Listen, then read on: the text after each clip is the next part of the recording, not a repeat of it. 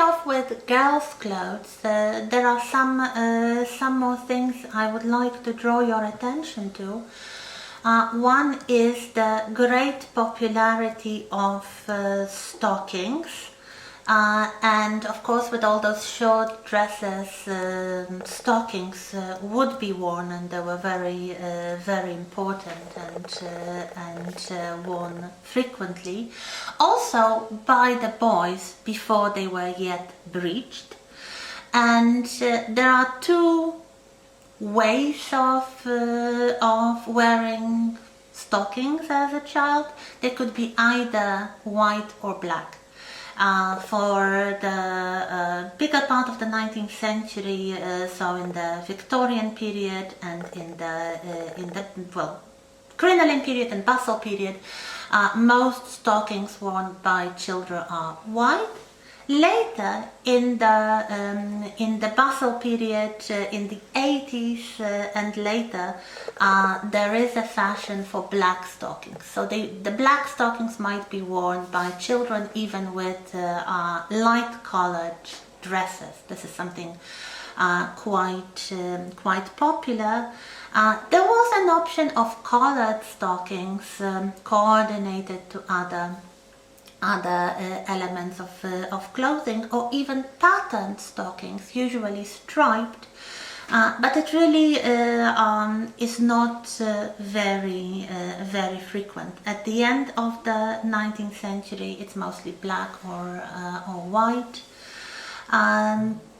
Another thing which is quite important, and it's not only related to the girls but to the boys as well, is the fads that appear and basically take the society by storm, so that something becomes fashionable and everybody wants to wear it.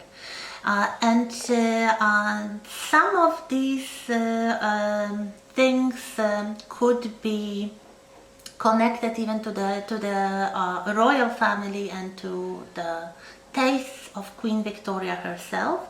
And I would like to show you a few portraits of the royal children, mostly popularizing two things that Victoria loved. One is, of course, Scotland.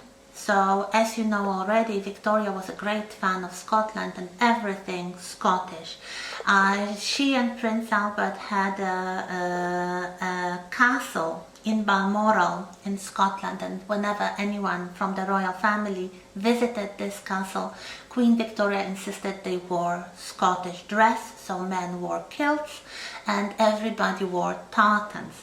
So what we have are the kilts and tartan skirts worn by the royal children as well. And here we have a very charming portrait of two children of Victoria and Albert, Prince Alfred and Princess Helena, wearing Scottish garments, or kind of stylized Scottish garments. Especially Prince Alfred here is wearing a little kilt with a sporran, with the plaid and the socks, and his sister is wearing a white blouse with a tartan skirt.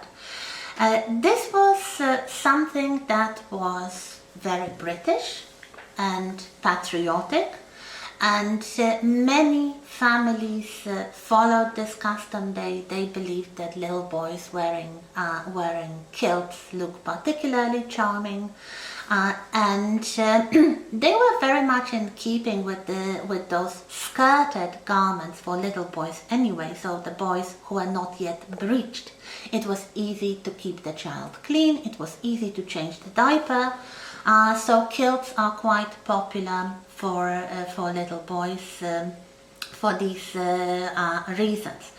Another type of inspiration that might be attributed to Queen Victoria is some stylized military costumes. There might be real downsized versions of military uniforms. There is a portrait by Winterhalter of Prince Arthur one of Victoria's sons, wearing a miniature version of the of the Royal Guards uniform with this huge, very characteristic bearskin cap. He loved it. Little boys loved dressing up in miniature uniforms, and of course, being royal princess, this was encouraged by the royal family. In the other summer home on the Isle of Wight, Osborne House, they had a miniature fort where they would play and do all the kind of military stuff that little boys like to do.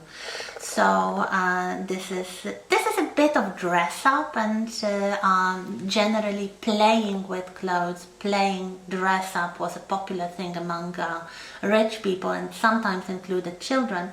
But this thing was something that the children liked as well. Of course, it didn't really catch up, and you wouldn't have lots of little boys wearing bearskin caps in the streets of Britain. But the other type of military inspiration created a huge fad. And this also started with a Winterhalter portrait. And here we have a portrait of the Prince of Wales, the future King Edward VII, so you know him already, made in 1847 as a present from Queen Victoria to Prince Albert. This was a surprise present, so the prince didn't expect that, and he loved it. And the portrait shows the little Prince of Wales wearing the sailor suit. So the miniature version of the uniform of the sailor from the Royal Navy. So very characteristic wide trousers and the jacket with a very characteristic collar and the sailor cap, all in white and navy blue. This lovely picture was then presented at an exhibition, and everybody loved it. And this was really the fashion that created a flood, because for the remaining half of the century, people liked to dress their little sons and later also their little daughters, because this could be worn with a skirt as well as trousers or breeches, in sailor suits. So we have the original portrait of the Prince of Wales, and here we have an Edwardian fashion plate of a little boy wearing another version of the sailor suit. I guess this plate is German, so this was a kind of pan-European phenomenon. Why was it so popular? Again, it was liked by the children themselves, especially the boys who liked to feel a bit more grown up, and they liked the military associations. And also the seaside holidays became such a cultural phenomenon. You would have families from all social classes, even working class families, going for seaside holidays to the resorts along the coast in the south and basically all around Britain, with the exception of the north. And the sailor suit suited this occasion perfectly. It had good associations with the sea, with the navy, with the ships. It was comfortable, it was charming, and as I said, it could be easily adapted for girls. Then the bottom part, which consisted of trousers, or as you can see in the fashion plate, knickerbockers, could be replaced by a comfortable mid-length skirt. So this is something that really lasts for a very, very long time, long into the 20th century as a fashion. But before Queen Victoria and this famous portrait of the little Prince of Wales, it did not really it wasn't known, it wasn't popular. What else? Another type of inspiration came from children's literature. Literature in the 19th century was very often illustrated, and children's books were especially often illustrated. So what you might have are classical books that would very often inspire fashion for boys and girls. And let me tell you about 3 such fashions, 1 for girls and 2 for boys. So the first one for the girls would be, of course, the Alice in Wonderland suit. So the illustrations from the first edition of Alice in Wonderland, here you have one of them from the mid-60s, show Alice wearing kind of undress, really, very comfortable clothes for the child to play in, which consists of a simple dress with a rather full but not long kind of knee-length skirt, and an apron called a pinafore. It has kind of upper part and the lower part below the waist. Such aprons were very popular because they were practical. A child could play freely, and even if it resulted in some stains, the pinafore was easy to wash and replace. You didn't have to replace the entire garment. So the Alice in Wonderland dress with the pinafore really caught on, and we have a lot of such images. There were other inspirations for girls, usually historicizing inspirations. For example, here we have a portrait of a little girl reading by James Tissot from the early 70s, so the Bustle period, and she's wearing a white dress with a very distinctive big cap.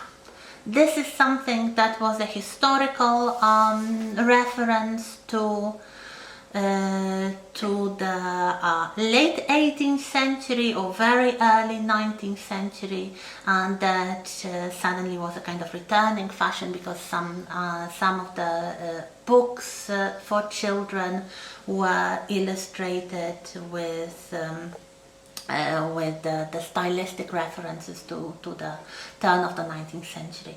So Alice in Wonderland was not the only such fashion, but definitely the most popular for girls. For little boys, a similar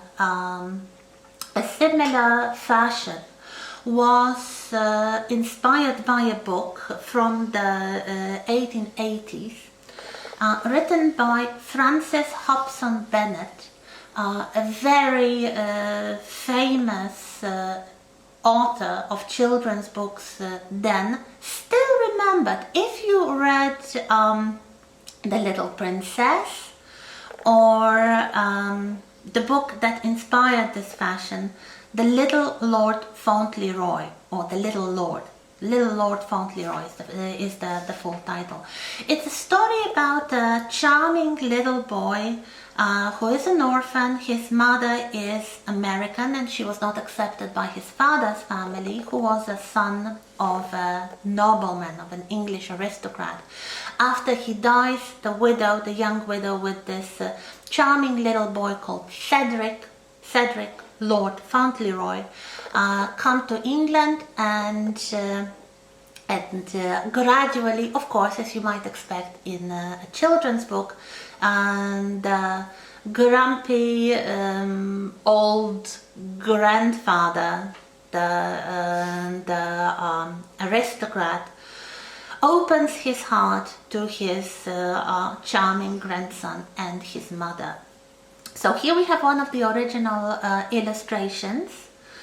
And you can see that the little Cedric is wearing also a historically inspired set of clothes, which became known as the Little Lord Fauntleroy suit.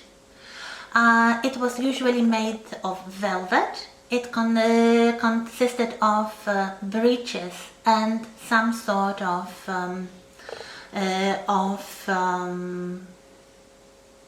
jacket, hip-length jacket made of velvet, usually in dark color, brown or sometimes even black, with very characteristic big collar and cuffs decorated with lace.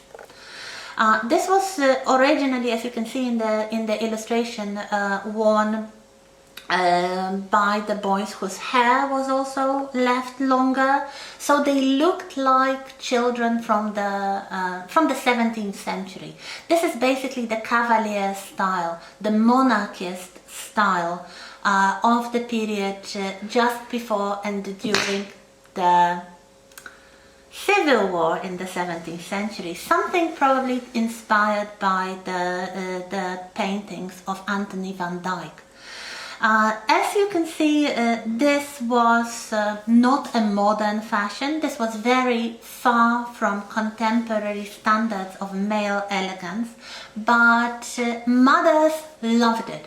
This fashion could be bought ready-made in the new department stores, and many boys born in the last quarter of the 19th century were made to wear the Little Lord Fauntleroy suits.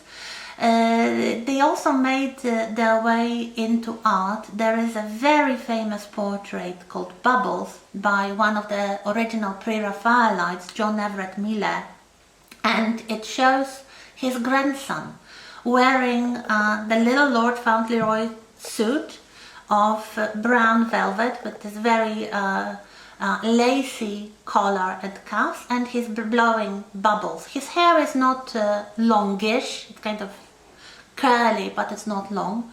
And this portrait was so popular, this was such a success, that actually the Pears soap factory bought it and used it for advertisement of their soap. There is a little story connected with this, because the boy, the little child, grew up to be a military commander. He served in the Royal Navy, and I think, well, he hated this painting all his life, and all the sailors were joking at him and calling him Bubbles behind his ears. And it is something that is sometimes remembered in diaries, let's say, or some autobiographies of men growing up in the Victorian period, as something they hated with a passion. They really didn't like it. They sometimes might be wearing it well into their teens. So the largest sizes would be for the age around 13. Normally they would stop wearing it around the age of 9 or 10, but some boys as old as 13 in rich aristocratic families are known to have worn it, and the mothers loved it, but the boys detested it, because it was so far from contemporary masculine fashions. What teenage boys loved was to look like little gentlemen and to wear gentlemanly clothes, with, like in the case of girls, with the exception that the boys' leggings were shorter. But in the second half of the 19th century, when the knickerbockers become popular, and they are worn by men for informal and sporting occasions, little boys might wear them as well. So here we have a literary inspiration. Another literary inspiration for the boys is a similar costume called the Buster Brown costume. This comes from a cartoon character, and here we have one of the cartoons. The cartoon was quite popular in the Edwardian period, and it features a cheeky little boy wearing a suit of clothes similar to the little Lord Fauntleroy suit. As you can see, the leggings are short, and we have this kind of long-waisted jacket, as was the fashion in the Belle Epoque, so the waistline is lowered, and we have a decorative bow, a decorative kind of ribbon bow used here. This was something quite popular.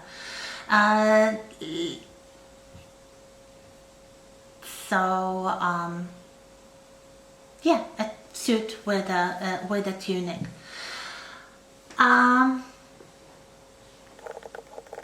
Now I would like to show you some more fashion plates of clothes worn by children, mostly little boys, because we have talked about the girls already, in the different styles. So we continue in a moment.